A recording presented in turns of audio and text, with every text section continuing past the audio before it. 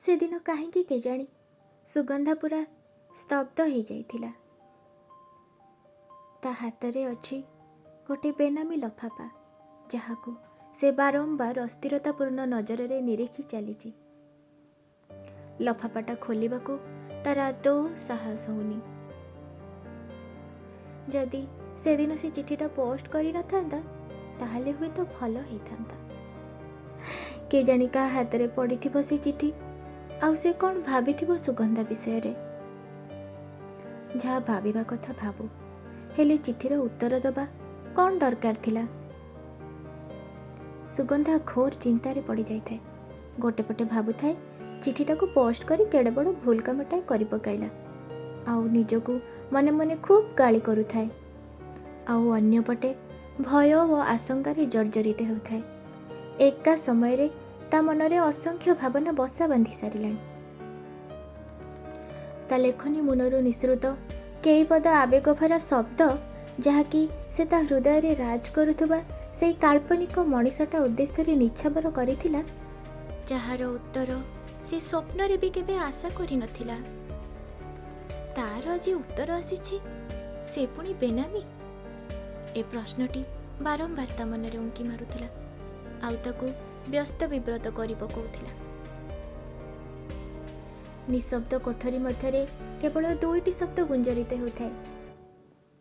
ଗୋଟିଏ ହେଉଛି ଘଡ଼ିର ଟିକ୍ ଟିକ୍ ଶବ୍ଦ, ଆଉ ଗୋଟିଏ ହେଉଛି ସୁଗନ୍ଧାର ତୀବ୍ରତର ହୃତ୍ସ୍ପନ୍ଦନ, ଯେଉଁ ଶବ୍ଦ କି ଘଡ଼ିର ଟିକ୍ ଟିକ୍ ଶବ୍ଦକୁ ପ୍ରତି ମୁହୂର୍ତ୍ତରେ ଆଗେଇ ଚାଲିଛି। ସତେଅବା ତା ହୃତ୍ସ୍ପନ୍ଦନ ଘଡ଼ିର ଶବ୍ଦ ସହ ପ୍ରତିଯୋଗିତା କରୁଛି, ଆଉ ତାକୁ ପରାଜିତ କରିବାକୁ ସତ ଚେଷ୍ଟିତ ଅଛି।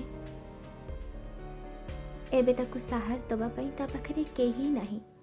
ତେଣୁ ସେ ତା କଳ୍ପନାକୁ ସେଇଠି ଲଗାମ ଦେଇ ଆଖି ବନ୍ଦ କରି ଗୋଟେ ଦୀର୍ଘ ଶ୍ୱାସ ପକାଇଲା, ଆଉ ଲଫାପାଟା ଖୋଲି ଚିଠିଟା ପଢ଼ିବା ଆରମ୍ଭ କଲା।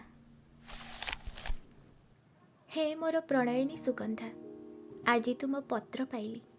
ମୁଁ ଯେ ବିନା ଯୁଦ୍ଧରେ ତୁମ ହୃଦୟିଲାକାକୁ ଜିଣିପାରିଛି, ତାହା ଜାଣିପାରି ଅସ୍ଫୁରନ୍ତ ଆବେଗର ହିଲ୍ଲୋଳିତ ତରଙ୍ଗ ମୋ ହୃଦୟରେ ଲହଡ଼ି ଭାଙ୍ଗୁଛି।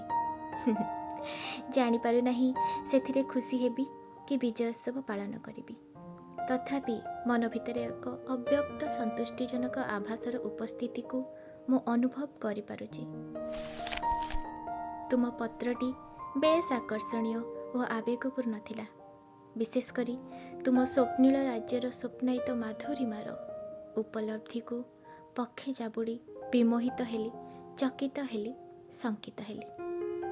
ତୁମ ଅନ୍ତରଙ୍ଗ ପତ୍ରଟି ପାଇଲା ପରେ କେଜାଣି କାହିଁକି ମୁଁ ନିଜକୁ ନିଜ ସ୍ଥାନରେ ବାନ୍ଧି ରଖି ପାରୁନାହିଁ। ଯେମିତି ଲାଗୁଛି ମୁଁ ଆକାଶରେ ଉଡ଼ୁଛି, ପବନରେ ଭାସୁଛି, କଳ୍ପନାରେ ବୁଲୁଛି।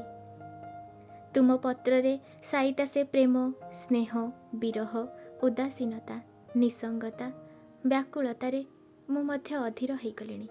ଇତି ତୁମ ପ୍ରତୀକ୍ଷାରେ ଏ ପ୍ରଣୟରାଜ।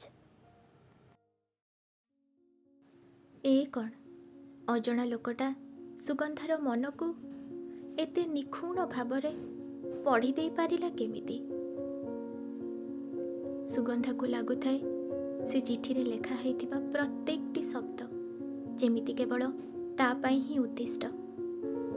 ଆଉ ଭାବୁଥାଏ ଏ ଶବ୍ଦ, ଏ ଚିଠି, ଏ ଭାବନା